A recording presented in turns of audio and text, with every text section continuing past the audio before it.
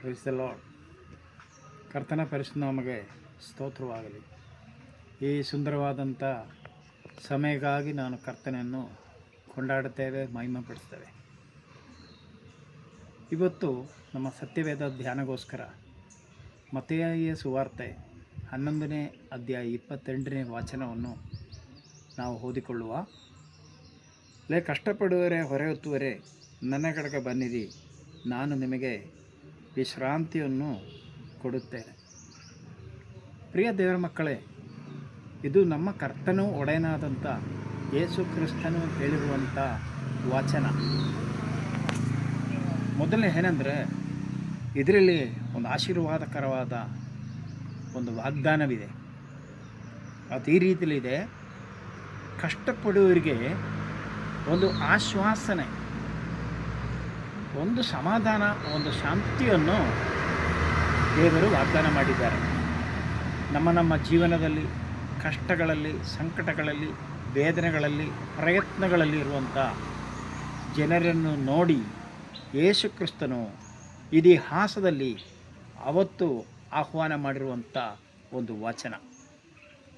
ಅವತ್ತು ತುಂಬ ಜನ ಕಷ್ಟದಲ್ಲಿ ನರಳುತ್ತಾ ಇದ್ದರು. ಕಣ್ಣೀರಲ್ಲಿ, ನೋವಲ್ಲಿ, ಪಾಪದಲ್ಲಿ, ರೋಗದಲ್ಲಿ, ಸರ್ಕಾರ ಒಂದು ಒತ್ತಡದಲ್ಲಿ, ಗೌರ್ಮೆಂಟಿಂದ ಒಂದು ತೊಂದರೆಗಳಲ್ಲಿ, ಸೈತಾನ ಆತ್ಮನ ಒಂದು ಹೋರಾಟಗಳಲ್ಲಿ ಇರುವಂಥ ಜನರನ್ನು ನೋಡಿ ಕರ್ತನು ಆಹ್ವಾನ ಮಾಡಿದ್ದು, ನನ್ನ ಕಡೆಗೆ ಬನ್ನಿರಿ, ಆಶ್ವಾಸನೆ ಕೊಡ್ತೀನಿ ಎಂಬುದಾಗಿ.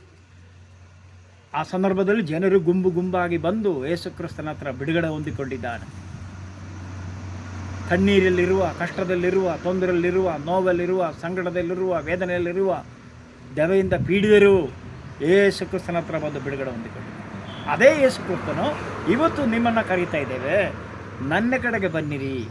ಇವತ್ತು ಜನರಿಗೂ ಇದೇ ರೀತಿಯಲ್ಲಿರುವ ತೊಂದರೆಗಳಲ್ಲಿದ್ದಾರೆ. ಮನುಷ್ಯನ ನೋವುಗಳು ಹೆಚ್ಚಾಗ್ತಾ ಇದೆ, ರೋಗಗಳು ಹೆಚ್ಚಾಗ್ತಾ ಇದೆ, ಸಂಕಟಗಳು, ವೇದನೆಗಳು, ಕಷ್ಟಗಳು, ಕಣ್ಣೀರುಗಳು ಹೆಚ್ಚಾಗ್ತಾ ಇದೆ. ಆದರೆ ಯೇಸು ಕ್ರಿಸ್ತನು ಸತ್ಯ ದೇವರು, ಆತನಿಗೆ ಬದಲಾವಣೆಯೇ ಇಲ್ಲ. ನಿಮಗೆ ಶಾಂತಿ ಬೇಕಾ, ಸಮಾಧಾನ, ನೆಮ್ಮದಿ ಬೇಕಾ? ಯೇಸು ಕ್ರಿಸ್ತನ ಕಡೆಗೆ ಬನ್ನಿರಿ.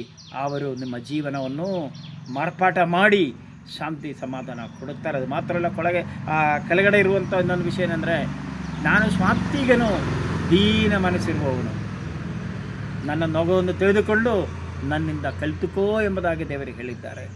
ನಮ್ಮ ಕಷ್ಟ ನೋಡಿ ಅಯ್ಯೋ ಎಂಬುದಾಗಿ ಹೇಳುವಂಥ ಯೇಸು ಕ್ರಿಸ್ತನು ನನ್ನ ಮಗನಿಗೆ ನಾನು ಬಿಡುಗಡೆ ಕೊಡಬೇಕು, ಅವರನ್ನು ನಾನು ಉದ್ಧರಿಸಬೇಕು, ಅವರಿಗೆ ಪಾಪ ಕ್ಷಮಾಪಣೆ ಆಗಬೇಕು, ಅವರಿಗೆ ರೋಗ ನಿವಾರಣೆ ಆಗಬೇಕು ಎಂದು ಅಯ್ಯೋ ಎಂಬುದಾಗಿರುವಂಥ ಯೇಸು ಕ್ರಿಸ್ತನು ಇವತ್ತು ನಿಮ್ಮನ್ನು ಕರೀತಾ ಇದ್ದೇವೆ. ಬನ್ನಿರಿ, ಆಶೀರ್ವಾದ ಹೊಂದಿರಿ, ಆತನ ಶಿಷ್ಯರಾಗಿ, ಆತನ ಮಕ್ಕಳಾಗಿ ಬಾಳಿರಿ. ಈ ವಾಕ್ಯದಿಂದ ದೇವರು ನಮ್ಮನ್ನು ಆಶೀರ್ವದಿಸಲಿ.